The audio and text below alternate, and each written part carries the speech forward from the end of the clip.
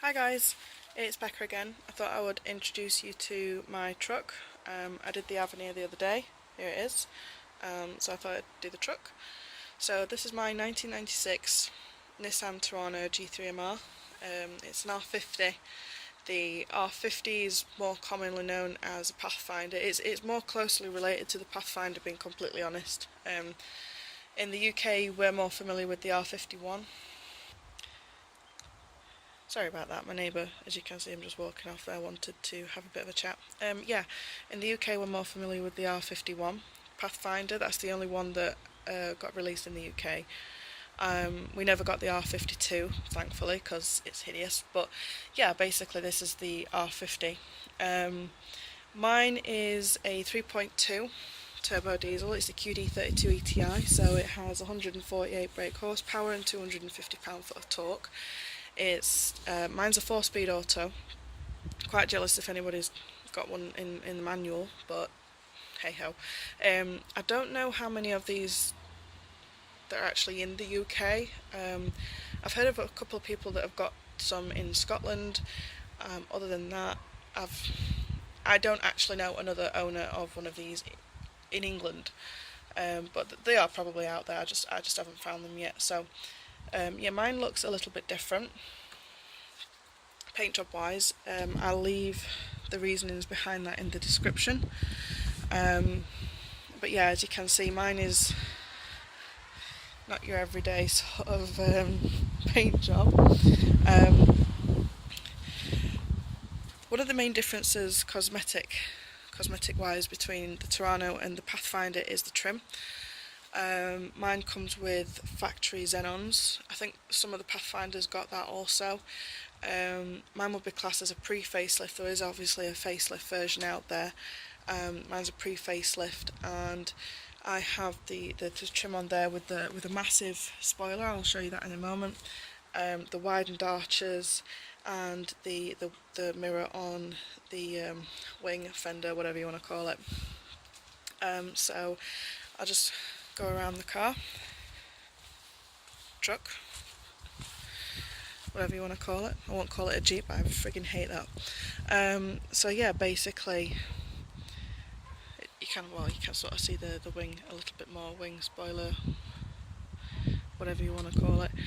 I do have the tyre bar on the back of mine. I think that was a factory option, so not everybody's truck has that, but they certainly do have that on some of them.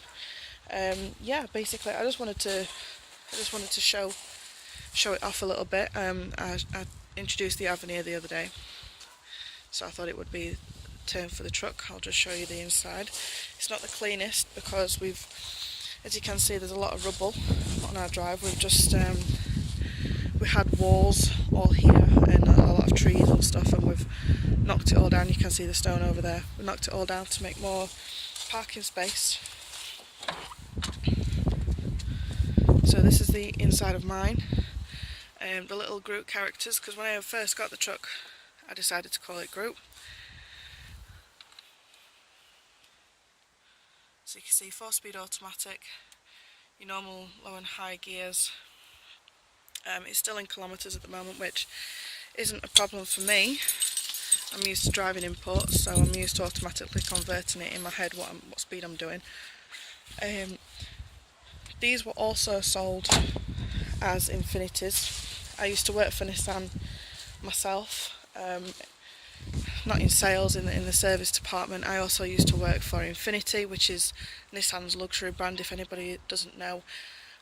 These were also sold, the R50 was also sold as an Infiniti QX4. Usually you get the V6 version. I won't go into all the details because it doesn't really apply to mine. But yeah, the more common choice for this truck is the V6. As I said, there is a couple out there that's the 2.7 TD27, but mine is the QD32ETI. Really strong engine. I can't fault the truck, to be quite honest. It came to me in quite a state. Obviously without the paint I've done that, but it came to me in quite a state. All the bushes were completely gone on it. We've spent in total about £3,000 on getting it driving right, but to be fair, it's been worth every penny. The engine's good and strong. There's just the one thing that we are hoping never happens is the electronic fuel pump. We hope that that doesn't ever pack in, because that's an expensive job. That is the only weak spot that I have found in my research with these vehicles, is if the fuel pump goes, it's quite an expensive dealio, but fingers crossed. Yeah, I mean, to be fair, everything underneath the truck has been replaced. All the suspension components, bushers, you name it, it's been changed. So pretty much underneath it's brand spanking new. It's had a new water pump.